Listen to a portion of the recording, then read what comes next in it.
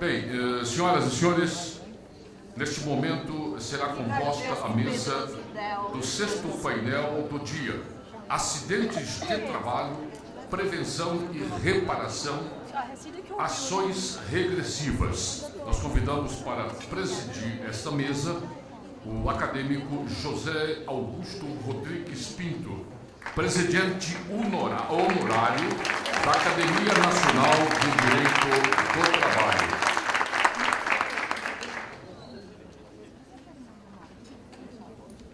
E convidamos também os painelistas para tomarem assento à mesa: o acadêmico Sebastião Geraldo de Oliveira, desembargador do Tribunal Regional do Trabalho da 3ª Região.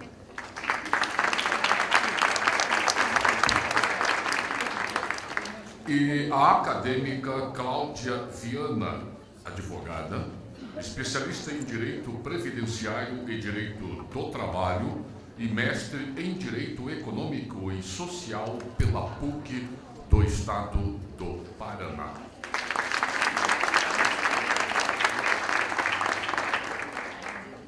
E para a condução deste painel, anunciamos a palavra do acadêmico José Augusto Rodrigues Pinto.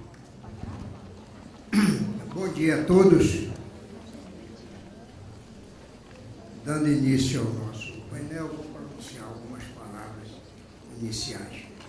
É dever protocolar de quem preside esta mesa observar o rigor do horário com a imediata cessão da palavra aos ilustres expositores.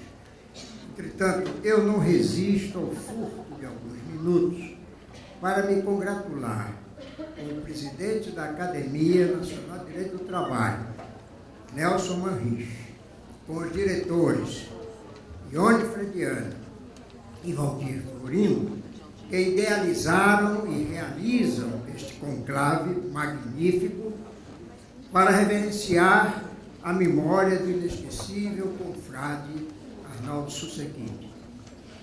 A perda de Arnaldo Susequini não traz propriamente tristeza a nós, que tivemos o privilégio de sua convivência. Traz apenas uma frustração de ter interrompido abruptamente a comunicação terrena que o mantinha sempre próximo de cada um de nós. Este congresso nos resgata esta falta, em grande parte, porque sentimos que, onde quer que ele se encontre no momento em espírito, ele estará sorrindo e estará aplaudindo a dedicação dos confrades e amigos que se reúnem neste momento para fazer o que ele mais gostava de fazer: exercitar a inteligência para abrir, pelo aprimoramento do direito social, caminhos que permitam à sociedade varrer do seu seio as desigualdades humanas. Era esta a homenagem pessoal que eu gostaria de prestar ao confrade e ministro Arnaldo Susequini. O tema deste painel é dos mais espinhosos e controversos, a começar por sua denominação: acidente de trabalho, como está no nosso folder, acidente do trabalho, segundo está na nossa lei, acidente no trabalho, conforme a preferência de uma parte da doutrina que nós perfilhamos. Suas dificuldades se realçam ainda mais desde o ingresso histórico no direito civil até a passagem e o trânsito que tem hoje no direito do trabalho e da previdência social, e no desdobramento que já passou ao direito processual, com as discussões sobre o critério de valoração da reparação de agravos moral e espiritual, que transcendem muito o sentido simples da simples indenização material. A discussão de toda essa complexa problemática não poderia ser entregue a mãos mais habilitadas do que as dos dois conferencistas que irão ter a palavra sucessivamente.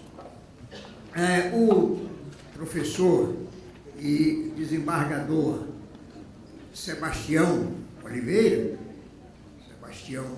Geraldo de Oliveira, é muito conhecido de todos nós, tem uma atuação particularmente marcante nas duas áreas de acidente do trabalho e de proteção da saúde do trabalhador, e a ilustre advogada, doutora Cláudia Salles Vilela Viana, é uma autoridade reconhecida nacionalmente em não só direito do trabalho, mas sobretudo em previdência social, uma área que, aliás, doutora, eu lamentavelmente sou muito ignorante. Mas, e por isso mesmo, tem livros publicados e muito seguidos, como a proteção, a legislação trabalhista, título, e a previdenciária, legislação trabalhista, previdenciária e contratos, apenas para exemplificar. Então, esses dois painelistas poderão ocupar um tempo maior, e é uma boa notícia que eu dou aos senhores, porque como nosso painel está com apenas 2 expositores, o tempo tem uma divisão, um divisor maior, e cada um poderá dispor de 30 minutos para nos ilustrar e nos instruir a respeito deste fascinante tema do acidente no trabalho. Seguindo uma regra britânica, ladies first, eu vou dar a palavra inicialmente à doutora Cláudia Viana. Muito bom dia aos senhores e senhoras aqui presentes, colegas de mesa.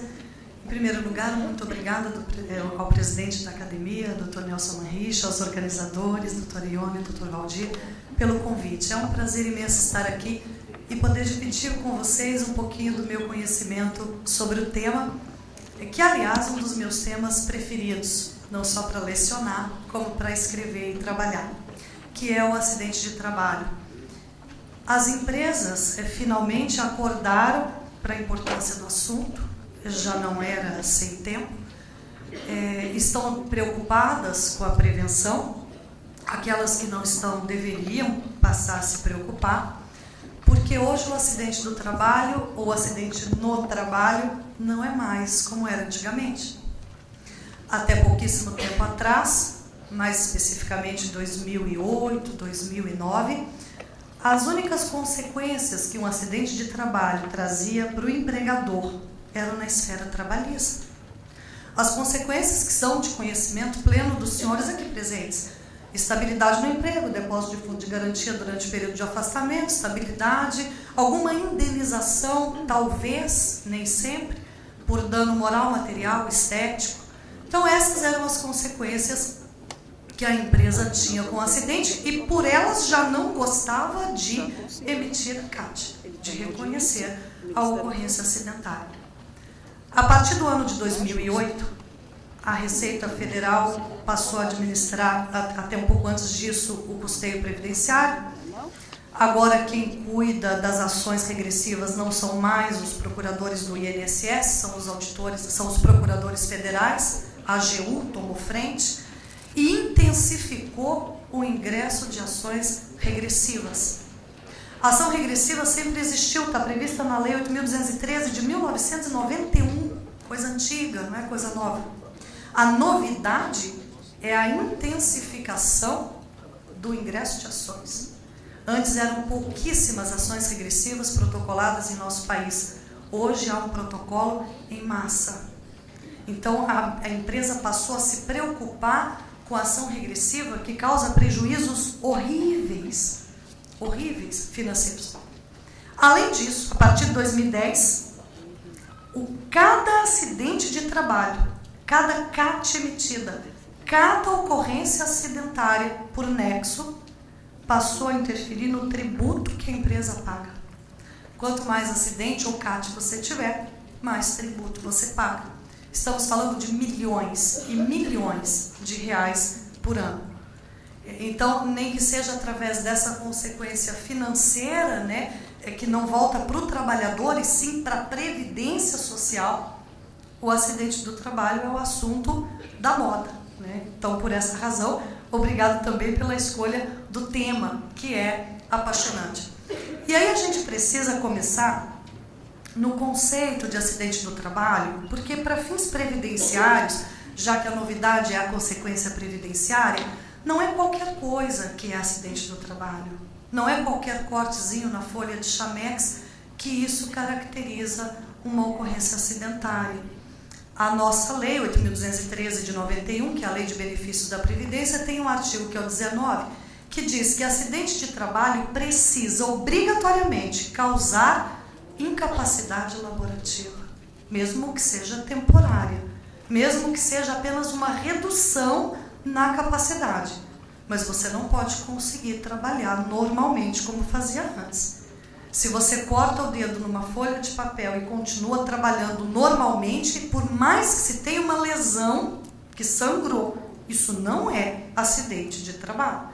É preciso que haja uma redução da capacidade funcional ou um afastamento por 1, 2 dias, 2 horas, 1 ano, 1 mês ou uma vida, com o óbito. Mas é preciso que haja um afastamento das atividades profissionais ou sua redução. Somente o médico tem competência técnica para justificar esse afastamento. Então, para que eu tenha um acidente de trabalho, eu preciso que um médico tenha examinado o acidentado e dito, né, por escrito, num documento, qual a necessidade de afastamento ou qual foi a redução que aquela ocorrência causou na atividade ou na capacidade produtiva dele. E aí a nossa legislação 8.213, a Lei de Benefícios, classifica os acidentes em acidente típico, que é aquele que ocorre no local, em razão do exercício das funções, e nos acidentes que são as doenças ocupacionais, por sua vez, subdivididas entre doença profissional e doença do trabalho. Isso também é acidente do trabalho. As doenças profissionais são aquelas que decorrem do exercício normal da atividade profissional. Por exemplo, um professor que desenvolve calo na corda vocal. O fato de falar um tom acima da voz pode propiciar uma lesão na corda vocal. A atividade te adoece, não um fator externo. Já a doença do trabalho não tem a ver com a profissão em si, tem a ver com os fatores externos. É um ruído excessivo, uma iluminação adequada, um mobiliário que não é ergonômico, coisas que não têm a ver com a atividade profissional e sim com o ambiente na qual ela está sendo desenvolvida. Qualquer lesão que isso causar ao trabalhador é também considerado acidente do trabalho e nem é por equiparação, por conceito. Agora vejam só, como e quem tem competência para dizer que alguma coisa é acidente do trabalho? Vamos trabalhar então com um exemplo de um operário que chega numa empresa e diz: olha, eu estou sentindo bastante dor de cabeça e tenho certeza de que é a iluminação que está inadequada. Me dá uma CAT. Você dá? Você é o empregador, você emite a CAT? Eu não. Eu vou dizer, ó, depende. Será que é mesmo a iluminação? Será que essa dor de cabeça não é algum remédio? De repente você está tomando, de repente você não dorme direito? Quem disse que é acidente do trabalho? O próprio trabalhador teria competência para dizer que é? Talvez o sindicato dele? Não. O médico que prestou atendimento? Não, também. Na esfera administrativa, a única pessoa, além do médico do trabalho da empresa, por óbvio, que tem capacidade e competência técnica para afirmar que algo é acidente do trabalho, é o perito médico do INSS. Autarquia Federal vinculada ao Ministério da Previdência Social. Esse sujeito, o perito médico do INSS, tem o dever de investigar tecnicamente o nexo e aí concluir se aquela ocorrência que está sendo notificada por quem quer que seja, pelo trabalhador, pelo sindicato, pela autoridade pública, pelo médico que prestou atendimento, é ou não é uma ocorrência acidentária. E para isso, o perito do INSS se vale dos decretos previdenciários. O decreto que hoje está em vigor é o 3.048 de 1999, que regulamenta tanto a parte de benefícios quanto a parte de custeio. Neste decreto, 3.048 de 99, existe um anexo que é o 2, e é lá que estão os agentes nocivos que causam os acidentes de trabalho. E nós temos alguns agentes que podem estar presentes em qualquer empresa e que são muito subjetivos, que dá margem para o perito caracterizar o que ele quiser como acidente do trabalho. Por exemplo, nós temos lá circunstância relativa às condições de trabalho. O decreto não especifica que circunstância é essa, mas alguma circunstância pode causar transtornos mentais e comportamentais devido ao uso de álcool, reações ao estresse grave, transtorno de adaptação, estresse pós-traumático ou transtorno do sono. Tá, mas que circunstância é essa? Qualquer circunstância? Quer dizer que eu chego lá, conto uma história triste, de repente tenho um problema para dormir em razão dessa história. Veja que é muito subjetivo. Condições difíceis de trabalho, inclui briga com colega. Isso causa outros transtornos neuróticos, dorsalgia, sinovite, tenossinovite, bursite da mão, outras bursites do cotovelo. Temos ainda, ali dentro, as circunstâncias de mobiliário, temos ali produtos químicos, produtos físicos. Então é uma lista grande, temos na verdade 3 listas dentro desse anexo, A e a B trazendo os agentes patogênicos, químicos, físicos, e a lista C, nós já vamos falar dela daqui a pouquinho, trazendo o nexo técnico epidemiológico. Então o perito, quando ele vai caracterizar um acidente do trabalho, ele precisa se valer dessas listas que estão no decreto 3.048 de 99, na investigação técnica que ele faz do nexo entre a lesão e o trabalho desenvolvido. A nossa lei traz ainda acidentes por equiparação, não são acidentes por conceito, mas são equiparados a acidentes de trabalho, quaisquer ocorrências que são acometidas ao trabalhador no exercício do trabalho, no horário de trabalho, no local de trabalho, ainda que não dependa do maquinário e nem de nenhuma conduta dele. Por exemplo, atos de agressão, sabotagem, terrorismo. Brinco que se Bin Laden tivesse jogado aquele avião aqui, seria acidente de trabalho, as empresas teriam que emitir CAT para todo mundo que morreu ou que se feriu, porque estavam trabalhando no local de trabalho. Ofensa física intencional por disputa relacionada ao trabalho, atos de negligência, imprudência, imperícia, atos de pessoas malucas. Entra uma pessoa louca dentro do estabelecimento, agride um trabalhador, acidente do trabalho. Atos decorrentes de força maior, inundações, terremotos, maremotos, tsunamis, desabamentos, deslizamentos, queda de raio. Isso é força maior, eventos da natureza. Há alguma ocorrência decorrente de contaminação acidental por alguma substância que cause alguma enfermidade. E temos ainda acidentes que acontecem fora do horário, fora do local, nem trabalhando, de repente o sujeito estava. E aí temos lá, claro, alguma coisa que ele foi fazer a mando do empregador, e de repente nesse momento se acidentou. Algum sinistro ocorrido em razão de prestação espontânea de serviço para evitar prejuízo ou proporcionar proveito para a empresa, mesmo que ninguém tenha mandado ele trabalhar, se ele se machucar, é acidente do trabalho. Viagem a serviço, estudo, quando financiada pela empresa. Percurso, residência, trabalho, que são os acidentes de trajeto. Vejam, esses, por exemplo, não dependem de forma absoluta de gerenciamento por parte da empresa. Acidente de trajeto ocorre por que motivos? Decorrentes de política de trânsito e segurança pública. E em ambos a empresa não tem qualquer poder de gerenciamento ou interferência, né? Temos ainda acidentes ocasionados em períodos de refeição, descanso ou por ocasião de outras necessidades fisiológicas. Eu brinco que até me mudar para Curitiba não conhecia nenhum exemplo de acidentes, exemplo verdadeiro, a não ser histórias que te lê em livros, mas que a gente não acredita muito, de acidentes ocorridos por razão de necessidades fisiológicas. Mas lá tem tanto.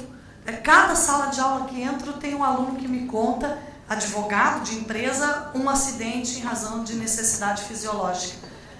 Um mais divertido deles, até para vocês poderem dar um pouco de risada, uma faxineira, um trabalhador fumante foi utilizar o banheiro e sentou ali no assento sanitário, feliz da vida, fumando. Terminou o serviço, foi jogar o cigarro na bacia sanitária e a faxineira tinha lavado aquilo com querosene. E aí ele foi literalmente flambado. E foi considerado um acidente do trabalho pela justiça, lógico. Não foi uma lesão que ele gerou afastamento por muito tempo, enfim, foi por pouco tempo, mas ele precisou se afastar. E recebeu, logicamente, indenização por dano moral. Então lá tem essas histórias divertidas. Mas é acidente do trabalho, né? Aconteceu ali, no horário e tudo mais. Pois bem, como é que era a caracterização administrativa? E aí nós temos um marco importantíssimo, que é março de 2007. Até o dia 31 de março de 2007, o perito do INSS, para caracterizar um acidente, precisava de um documento chamado CAT, emitido por quem quer que fosse, mas precisava. A obrigação imediata é da empresa, ela que tem que emitir. Mas o próprio legislador sabe que a empresa não gosta de emitir CAT por causa das consequências que ela tem que pagar por isso.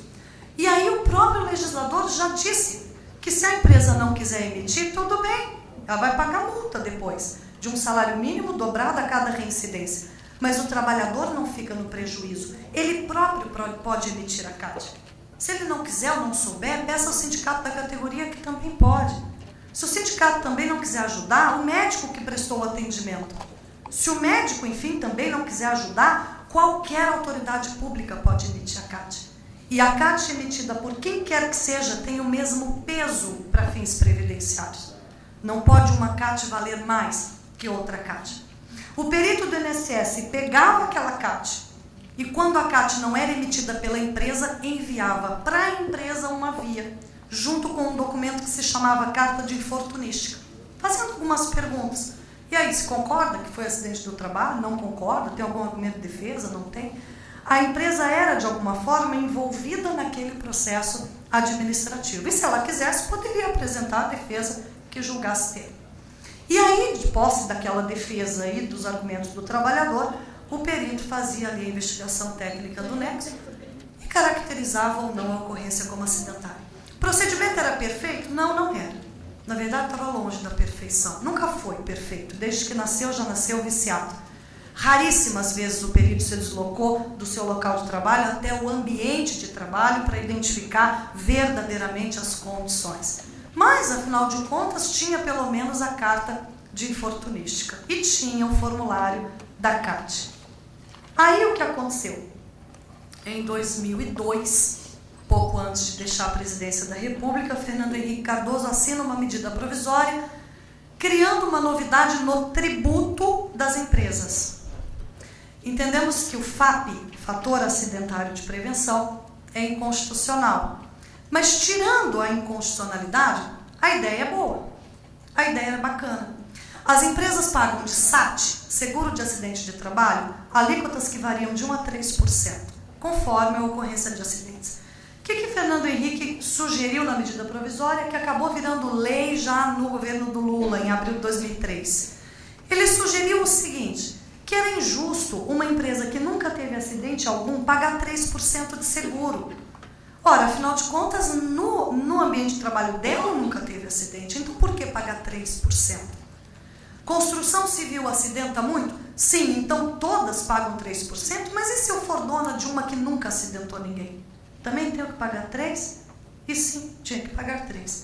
E aí veio então a medida provisória dizendo, não, vamos criar um flexibilizador nessas alíquotas. Vamos analisar frequência, gravidade e custo de cada acidente acontecido em cada empresa brasileira. E vamos comparar essas empresas com suas concorrentes. Cada construção civil vai ser comparada com as outras construtoras do país. Se você for a melhor em números acidentários, você vai ter 50% de redução na alíquota do seguro. Em vez de pagar 3%, vai pagar 1,5%. Se você for a pior, você vai ter a alíquota dobrada, você vai pagar 6%. E se você não foi nem o melhor nem o pior, nós vamos te classificar e você vai poder ter desconto ou aumento, né? O desconto máximo é 50%, o aumento máximo é 100%. Essa lei está em vigor, foi colocada em prática a partir do ano de 2010, né? Então, mas ela é de 2002, precisamos acompanhar a história, né? Se a gente tirar ali o que não interessa, a redação que faz presença é a seguinte: a alíquota do SAT de 1, 2 ou 3% poderá ser reduzida em até 50% ou aumentada em até 100% em razão do desempenho da empresa em relação à respectiva atividade econômica, apurado a partir dos índices de frequência, gravidade e custo. Bom, naquela época já existiam disposições, tanto na CLT quanto em instrumentos normativos, de que as empresas deveriam emitir CAT não só quando acontecesse mesmo um acidente que ninguém discordasse, mas também na suspeita de acidentes. Aí você vai dizer, nossa, mas na suspeita? Vai emitir CAT na suspeita, mas por qual razão? E se não for acidente? Ora, naquela época não fazia diferença emitir CAT na suspeita ou não. Afinal de contas, a CAT não está comunicando o acidente ocorrido, e sim uma ocorrência que pode ser acidentária ou não. A caracterização é do INSS, não é de quem emite a CAT. A CAT tinha efeitos apenas estatísticos, mais nada, porque era o perito do INSS que tinha o dever de investigar e caracterizar. Pois bem, as empresas então passaram a emitir as CATs na suspeita, até porque se não fizessem isso eram autuadas, e passaram a emitir CATs na suspeita. Na sequência, quando foram criar as fórmulas do FAP, que precisava criar fórmula matemática para esse flexibilizador de tributo, a primeira pergunta que surgiu ao Ministério da Previdência: tá, mas como é que nós vamos saber quantos acidentes tem cada construtora, ou cada escritório de advocacia, ou cada banco, ou cada instituição no Brasil? Qual era a resposta que tínhamos na época? Ora, bolas, conte as CATs. Vá lá dentro do INSS e conta quantas CATs teve para o supermercado tal, quantas CATs teve para o outro supermercado. É assim que vamos saber. E aí o Ministério da Previdência dizia, não, CAT não é um documento confiável, porque a empresa não emite CAT. Daí a gente dizia assim, mas o trabalhador emite, qualquer um pode emitir a CAT. Não é porque a empresa não emitiu que a Previdência não tomou conhecimento do fato? Não, CAT não dá, precisamos mudar o jeito. Tá, e qual era a sua ideia, Ministério da Previdência? Vamos criar uma tabela. Deve ser, como assim uma tabela? Vamos fazer uma tabela epidemiológica. Vamos buscar nos bancos de dados as ocorrências acidentárias e vamos identificar assim, por exemplo, diabetes. Quem tem diabetes geralmente trabalha onde? Geralmente trabalha na padaria. Doravante, qualquer um que chegar aqui com diabetes e trabalhar na padaria, nós vamos entender que é acidente do trabalho. Daí nos congressos eu cheguei a discutir bastante o tema com eles e disse, escuta, quer montar uma tabela? Eu até não acho que a CAT seja um documento inválido, mas se quer montar uma tabela, monte por função, não por categoria econômica. Quem na padaria tem diabetes? Qualquer um? Eu até não entendo nada de diabetes, gente. Não sei se cheirar comida causa diabetes, mas vamos supor que eu sou a caixa da padaria. Eu não mexo com a comida, eu só mexo com o dinheiro. Eu também vou ter diabetes? Respirar coisas gostosas fica com diabetes? Ou só o padeiro, que de repente tem que provar as comidas?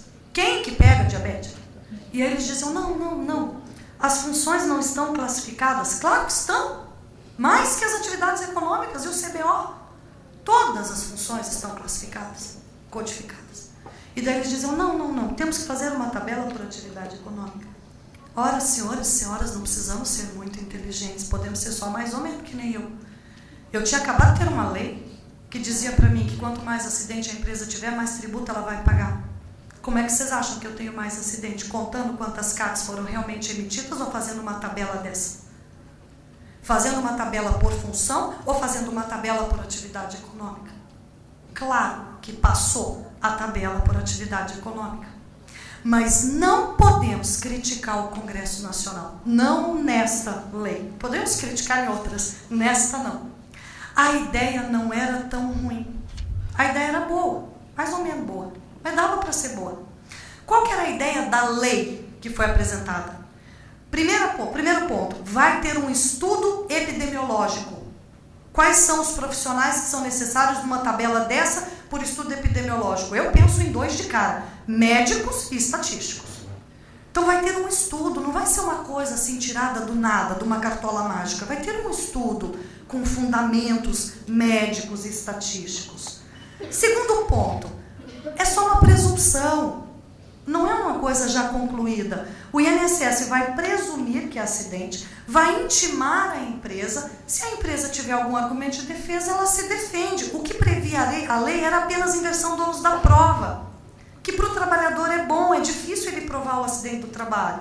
Então invertia. Era presumido por estudos médicos sérios e a empresa, se tivesse argumentos, se defenderia após ser intimada. O perito ia analisar aquilo, dar uma via para o trabalhador oferecer contra-razões, analisava tudo aquilo e concluía, se precisasse ia lá investigar pessoalmente, se era ou não uma ocorrência acidentária. Era para ser apenas uma presunção. O problema é que o Congresso aprovou a lei sem ver a tabela. A lei é de 2006 e a tabela só foi apresentada em fevereiro de 2007. E não houve estudo epidemiológico nenhum. Nenhum médico perito do INSS participou da elaboração dessa tabela. Nenhum. Na hora de pegarem a base de dados, pegaram base de dados não só acidentária, mas de qualquer benefício de auxílio-doença. E aí nós temos uma tabela louca, com coisas absurdas do tipo: tem hipertensão quem trabalha com confecção de roupa íntima. Eu adoro esse. Acho divertidíssimo esse. Varizes, tromboses e hemorroides estão relacionados a quase todas as atividades econômicas, incluindo fabricação de tênis e padaria. A diabetes não era brincadeira, tá na padaria. Era um exemplo verdadeiro. E também quem trabalha com vigilância privada pega diabetes. E quem adestra cachorro? E quem tem cachorro, então? Você tem lá transtorno mental devido ao uso de álcool e droga para quem fabrica ferramenta? Quem trabalha em organismo sindical também é ótimo. Você vai ficar drogado. Alcoólatra. Esquizofrenia, transtorno do humor, transtorno neurótico e estresse para quem fabrica tecido de malha. Esse também eu adoro. Acho que é porque é molengo. Daí você se irrita e acaba ficando neurótico. Só pode ser. Agora veja que seda não. É só tecido de malha. Seda escorrega mais, devia irritar mais, né? Não dá para entender. Quem trabalha em construção civil fica cego. E quem fabrica tênis, olha que fabricar tênis é super perigoso. Causa também toques, transtornos afetivos, bipolar. Você fica bipolar se você fabricar tênis. Eu acho que é por causa do cadarço. Que é meio chato ficar enfiando o cadarço. Eu tenho essa impressão. Tem coisas malucas. Por exemplo, calvície masculina para quem trabalha em hospital. Tá lá. Tá lá. Isso aí tá na tabela do NTEP. Uma vez criada essa tabela, isso passou a valer, gente. E está valendo, e está sendo utilizado desde abril de 2007. E aí o que aconteceu, que foi que o INSS mudou radicalmente a forma de caracterizar administrativamente as ocorrências. E não está respeitando nem a Constituição Federal e nem as leis. Não está fácil para as empresas. Não está fácil para elas se defenderem. Porque o que acontece agora? A CAT não foi abolida, como eles queriam que fosse, continuou vigorando. As empresas podem e devem continuar emitindo a CAT, o trabalhador também pode, o sindicato continua podendo, todo mundo continua podendo emitir a CAT da forma que era antes. A diferença hoje é que eles não intimam a empresa mais e não mandam a carta de infortunística. Então a empresa não fica sabendo, ela não tem como se defender, se é que ela teria alguma defesa para apresentar. Mas se tem, ela não fica sabendo, não recebe nenhuma notificação. Se ela quiser, ela já vai saber do acidente concluído já, primeira instância esgotada. Se ela não estiver feliz, que recorra para a segunda instância no prazo de 30 dias. Isso fere a Constituição, fere a ampla defesa, fere o contraditório e fere a lei que rege os atos administrativos federais, que é a 9784. Se a empresa paga por cada acidente caracterizado, ela é parte no processo administrativo. e deveria ser intimada para poder se defender, se tivesse alguma defesa para apresentar. As doenças ocupacionais, esses nexos, aqueles que ele tinha que olhar naqueles anexos da tabela que eu contei, o perito não faz nenhuma investigação técnica, ele simplesmente aplica a tabela. Aplica a tabela A, B ou C e não intima a empresa para se defender. Aquela história que a lei diz que a empresa seria intimada para apresentar a defesa em 15 dias, não existe. Que cópia da defesa seria apresentada para o empregado oferecer contra-razões, não existe. Que a tabela seria através de um estudo epidemiológico, não existe. Que seria só presunção, não existe. Cada acidente caracterizado por nexo técnico está sendo lançado no cálculo do tributo. Tenha você defendido ou não, tenha ganho a defesa ou não. Defesas que a empresa descobriu e apresentou e ganhou, e o INSS disse, tem razão, não era acidente do trabalho, eu errei. São utilizados no cálculo do tributo como se acidente do trabalho fossem coisas horríveis que acontecem no cálculo desse FAP. E está em vigor desde abril de 2007. Nada do que diz a Lei 11.430 tem acontecido na prática. Claro, ferindo a própria Lei 8.203, ferindo a 11.430, ferindo a Constituição e ferindo a lei que rege os atos administrativos. Na hora de calcular o tributo, a coisa não é ainda tão fácil. Vamos pensar então que houve mesmo um acidente do trabalho, que a empresa não tinha defesa para apresentar e que tinha mesmo ali que ser punida tributariamente em razão daquilo. O problema é que na hora de calcular, o Ministério da Previdência joga um acidente 2, 3 vezes. Está duplicado, triplicado, quintuplicado cada acidente do trabalho. Ela joga empregados que não são seus. E aí quando você se defende, ela responde, e eu tenho essa resposta em cima da minha mesa de trabalho, dizendo ao contribuinte assim, tem razão, esse empregado nunca foi seu, ele era das escolinhas mimoso, vírgula, mas eu não vou corrigir. É a União respondendo ao contribuinte. Temos lá inserção de valores gastos com benefício bem superiores ao que efetivamente foram pagos para os trabalhadores. Temos inserção de nexos contestados que são pendentes de decisão administrativa. Temos empregados que já foram demitidos em 2008 e que a Previdência diz que se acidentou na sua empresa em 2010. Esse extrato do FAP vai ser divulgado agora no dia 30 de setembro, domingo, depois de amanhã.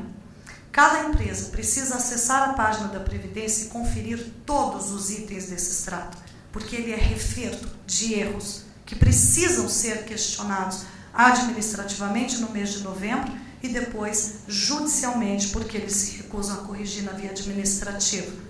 Entendo que a empresa precisa pagar pela ocorrência, sim, precisa pagar pela ocorrência que de fato aconteceu. Não assim, não assim, que cobre o justo, não por erro.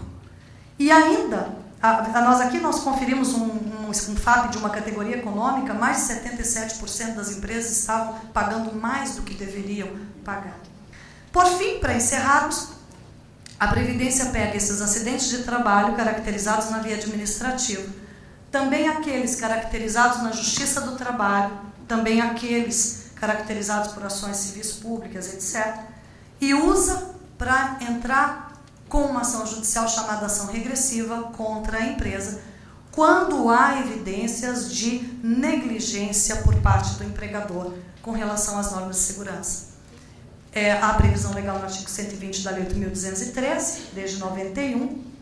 Nós entendemos, essa ação é uma ação de natureza civil, amparada na tese de responsabilidade por ato ilícito. Nós entendemos pela inconstitucionalidade dessa lei. O objetivo dela é recuperar os gastos com os benefícios e ainda uma medida de ordem pedagógica, caráter pedagógico da pena. Por que entendemos que ela é inconstitucional? Porque a empresa já paga o seguro. E a lei que criou o seguro não diz que o seguro é só para aqueles acidentes que você não deu causa. A lei do seguro diz que é para pagar todos os benefícios acidentários. E aí, se eu já pago o seguro, e já pago uma alíquota maior, e já pago uma punição pelo FAP, eu estaria pagando 3 vezes. Não seria nem um bis in idem, seria um tris in idem. Eu pago a alíquota, pago uma alíquota maior, já pago o FAP e ainda pago o ressarcimento para a seguradora. E ainda, se a ação é fundada na tese de reparação por ato ilícito, precisa ter um dano. Tem dano? Tem prejuízo? Porque o que as empresas pagam de SAT é superavitário, o valor que se paga do seguro é infinitamente superior ao que se gasta com benefícios. Cadê o prejuízo? Se não tem prejuízo, como é que vai fundamentar na ação de reparação de dano? Cadê o dano? Fizemos uma defesa recentemente para uma empresa que pagou R$2 milhões no último ano de SAT. Estavam cobrando dela 20 mil. Cadê o prejuízo? Eu dei lucro de mais de R$1.800.000. Então, entendemos pela inconstitucionalidade, até pela natureza de seguro, mas não é o entendimento jurisprudencial dominante. Os 5 tribunais regionais federais entendem que não há uma flagrante inconstitucionalidade e que o SAT é para pagar apenas os acidentes que a empresa não deu causa, que aqueles que ocorreram por ato de negligência, ela precisaria reparar sim pela regressiva. E aí sobra o que para a empresa se defender? Argumentos previdenciários, aquele processo foi colocado corretamente, argumentos médicos, realmente ela matou o trabalhador, não matou, ela que tipo de lesão causou, né, já que a inconstitucionalidade não está sendo admitida.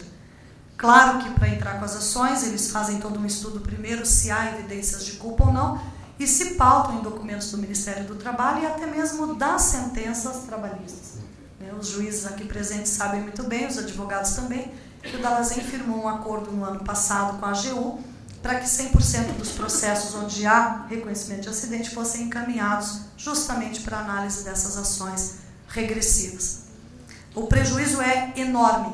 Cada acidente pode chegar a R$1 milhão e meio de reais. Bom, eu preciso encerrar, até para o Dr. Sebastião fazer a exposição dele. E o importante, tirando as inconstitucionalidades, as ideias das leis são boas, não são ruins. É preciso que a empresa realmente invista em prevenção para que ela não pague por aqueles acidentes, mas dentro do justo. Teve mesmo um acidente, ela foi chamada para se defender, oportunizaram defesa, analisaram tecnicamente aquilo, realmente caracterizou culpa, então cobre. Não assim, do jeito que está sendo feito, sem observar a Constituição, sem observar a lei, não garantem direito de nenhum dos lados, nem do trabalhador e nem da empresa. Caracterizam do jeito que querem para cobrar posteriormente. Assim não podemos concordar.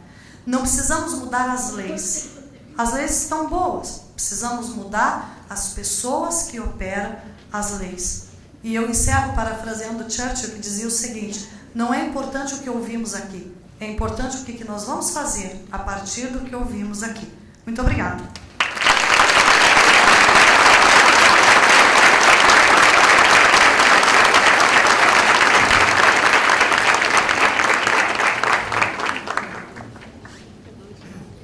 Meus senhores, nós ouvimos uma exposição de extraordinária fluência e mesclada de passagens de bom humor. Eu vi todos os senhores sorrirem, e nós dois aqui, o desembargador Sebastião e eu, também sorrimos.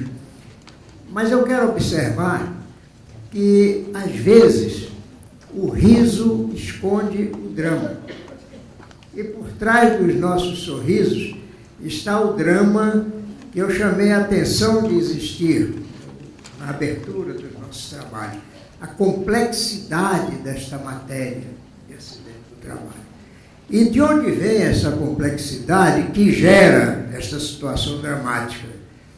Vem da circunstância de que no acidente do trabalho estão em jogo dois valores que movem o mundo em sentidos muitas vezes contrários.